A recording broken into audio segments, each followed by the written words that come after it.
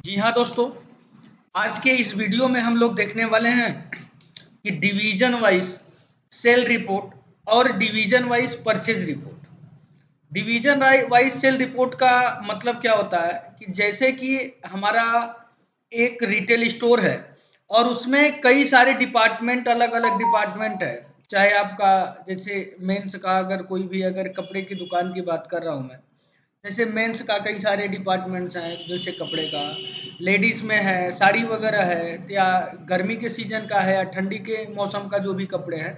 तो अलग अलग डिपार्टमेंट वाइज, डिवीजन वाइज अगर आप उसको सेव करके रखा है तो आप ये देखना चाहते हो कि कौन सी डिवीजन में कितना रुपया सेल हुआ है, तो उसके रिलेटेड है वीडियो है। जैसे 1 तारीख से 29 तारीख के बीच में आपका कितने रुपए का सेल हुआ है, वो चीज़ अगर हमें देखना है तो यहाँ पे फ्रॉम डेट में 1 डाला और टू डेट में आपका 29 डाल दिया, और डालने के बाद यहाँ पे गेट डाटा करके जब ओपन किया तो जो ये हमारा रिपोर्ट आया हुआ है, तो ये आया इस तरीके से।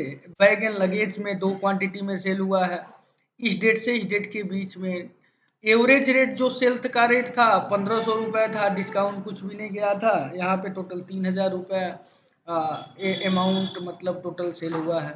सेम इसी तरीके से फूडिंग आइटम थे, होम मार्ट के आइटम थे, मेंस के आइटम थे, अदर आइटम थे, साड़ी थे, उसमें इस तरीके से है। और यहाँ पे टोटल कैश के रूप में कितना पेमेंट आया, यहाँ पे कार्ड के रूप में कितना पेमेंट आया, रिटर्न के रूप में कितना पेमेंट आया, राइट ऑफ कितना हुआ, इन सब चीज़ों को मतलब इस तरीके से आपका पूरा विवरण देख सकते हैं। Total number of bill, total कितने बिल बने हुए हैं, ये भी आपके पास आ जाएगा ये रिपोर्ट कि टोटल बिल कितना बना है, जिसमें कैश कितना आया और रिटर्न कितना हुआ, और उसके बाद आपका पूरा ग्रांड टोटल सेल कितने रुपीस का हुआ है। इन सब इस विवरण के माध्यम से आप देख पाएंगे। यहाँ पे जो अभी हम देख रहे हैं, इसको यहाँ से देखिए प्रिंट भी कर सकते हैं आप।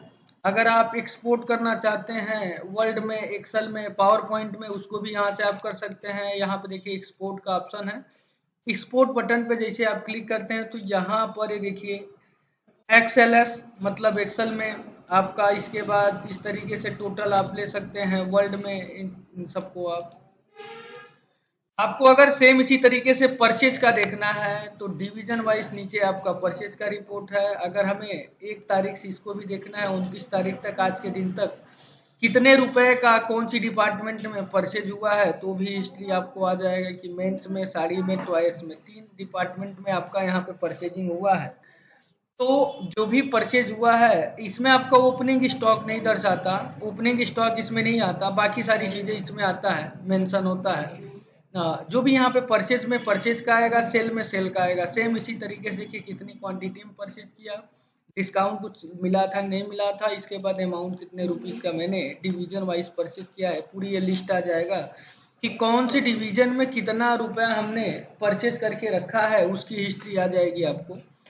इसके बाद इस रिपोर्ट के माध्यम से हमें ये पता चल जाएगा, जैसे कि सेल वाले में, कि आप सेक्शन वाइज जो सेल्समैन आप रखे हैं उनको आप समझा सकते हैं कि भैया आपको इतना रुपीस का हमने टोटल ये दे रहा हूँ, पेमेंट वगैरह दे रहा हूँ पर मंथ, और आप इसका सेल जो है कैसा हो रहा है, किस तरीके से चल रहा है। तो इस तरीके से आप टोटल अपने इस रिपोर्ट के माध्यम से आप मैनेज कर सकते हैं और अपने व्यापार की तरक्की आप आसान कर सकते हैं।